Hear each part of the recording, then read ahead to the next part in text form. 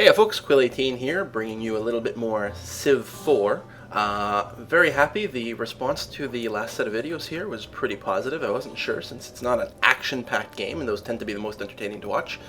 But got at least a handful of people asking me to finish this game, so I will definitely do so. Been doing some thinking about how things look here, and I'm thinking, while a peaceful victory is certainly possible, I'm going to poke around over here. I'm going to poke around in the pink and see if that is not an infidel, someone spreading a different religion, and maybe it's someone I can go to war with, which would be a little bit of excitement. So I'm probably going to start building some ships to go over there and see what we can see.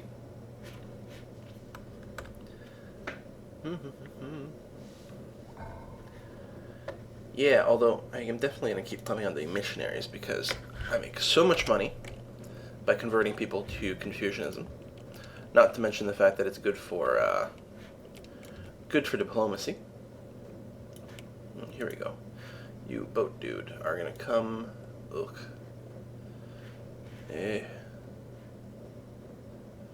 Alright, keep exploring up here, but man. I definitely need another boat. Of course, this place here is still building the lighthouse, so I can build the great lighthouse eventually. I don't remember. What does the great lighthouse do? That's not the one that improves trade route, is it? Oh, it's all coastal cities. Okay. And how slow or quickly is this place building? Ugh. Really not great. Want more hammers. Yeah, you don't need trade, we need hammers.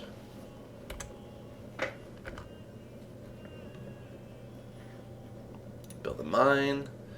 Okay, you know what? I forget I said anything. You keep exploring on automatic. Good. And yeah, we're just going to keep cottaging this place up so that we make tons of money.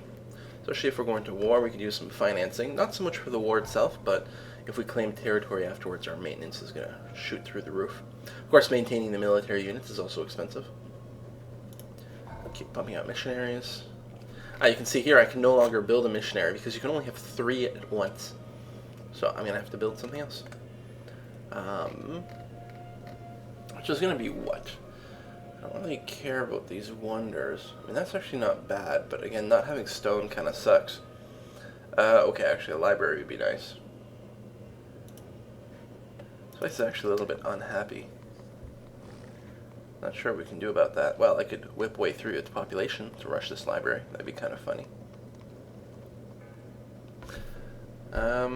Yeah, what kind of sources of happiness could I bring in? Oh, well, I can build a temple here. That's only 1 happy. But it helps. And then if we get some Taoism over there, or even Judaism or anything would be fine.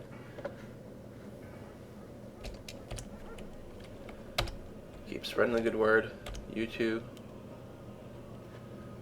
And chop that down.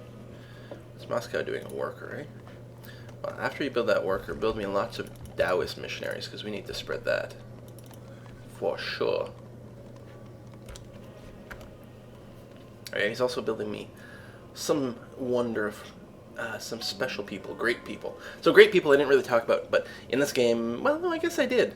But one thing you can do is, so the way you produce these great people is certain buildings, mostly wonders, give you great people points. And you can also, instead of working tiles, you can see Moscow's only working 2 tiles here, despite having a population of 5. That's because 3 people have been converted into specialist units, like scientists, which give me extra research, and a spy, which gives me a little bit of research and a bunch of espionage points. But not only that, they also give me great people points. So you can see this yellow bar fill up. When it fills up all the way, I get a great person. Now, the type of great person I get is dependent on by what produces the great people points. So you can see, actually, I've got the biggest chance of producing another great prophet, and that's because most of the great people points that went into this bar were probably produced by the Oracle. the Oracle produces great profit points. It actually only produces 2. These guys are producing a lot more, but they haven't been around very long. So they haven't quite done it. But there's, a chance of getting a spy or a scientist, so we'll see what happens. And it takes a certain number of points. So you can see it's going to take, I don't know if you can see or not, the font may be too small, but it takes 200 points to fill up this bar right now. Well, every time it fills up and you start over again, that number increases. So it gets harder and harder to produce. Early on, they do come quite quickly. And they're really good things to have around. If I can pop a great scientist, that would be pretty huge, because then I could build a science academy, double my science rate, all kinds of great stuff. Different people have different strategies about what to do with their great people. Some people use them almost exclusively to light bulb free technologies. Some people use them almost exclusively to settle their cities. And some people use them to generate great golden ages, or to use whatever their special abilities are. There's a lot of different options. Part of what I do depends on the game. Also the difficulty setting, I think, makes a really big difference. Why does he keep stopping? Because he's next to the barbarians, I guess, and he's nervous. Oh, too bad. Although it does remind me maybe Yaroslav needs more defenses. Okay, finally built that frickin' lighthouse. Now build the frickin' great lighthouse, because the trade routes will be good. Actually gets a lot of production, like, just carried over from the previous build, because I just finished chopping a bunch of trees, which is nice. Okay, that's a mistake. I don't want a farm there. Or I don't want a cottage there. I actually want to change this into a farm. Oh, it doesn't get water. Alright, never mind then. What is he going to do? My stuff's coming along pretty well. I guess just come here and... oh, I haven't mined this freaking gold yet? Such a noob. And what are you going to do?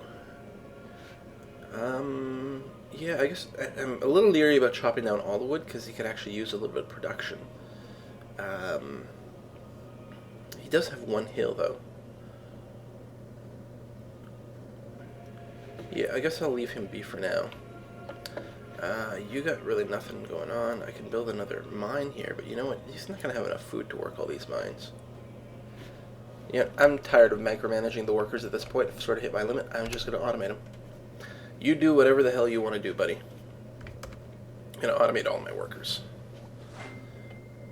Currency. Ooh, alright, this is going to be huge. I get +1 trade right per city. Plus, I can build markets. I can't build the groceries yet. I need guilds. But I can build markets, which gives me 25% extra gold in all my cities. And increases happiness. Only from certain resources. And actually, I don't think I've got any of those resources. But speaking of resources, maybe I should go for the calendar, because it would allow me to build plantations, which would let me access some of the higher end resources in my kingdom. Whoops. Wasn't actually done. I just want to look around here. For example, I've got actually not that much. I've got spices, but actually no. Okay, I do have spice here. And I have the silk here, so if I built plantations there, that would give me, well, a lot of extra happiness. Wow, look at this guy. This city is, like, right on my border, and he's probably getting a lot of cultural pressure. It's still 100%, but he may start fighting back. If I build more cultural stuff in here, I may be able to keep pressing my borders forward, which has some value. I could even build a spy and start sowing dissent over here and take over the city, which would actually be kind of nice. I wonder if I can pull that off.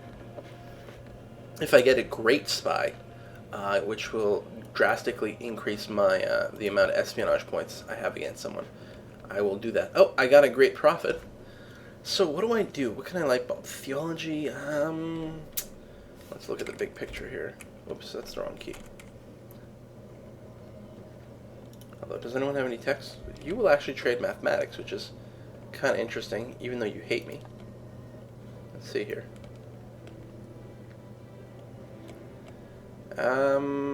Yeah, well, he doesn't hate me, but he's not super friendly. Let's see. What do you want for this?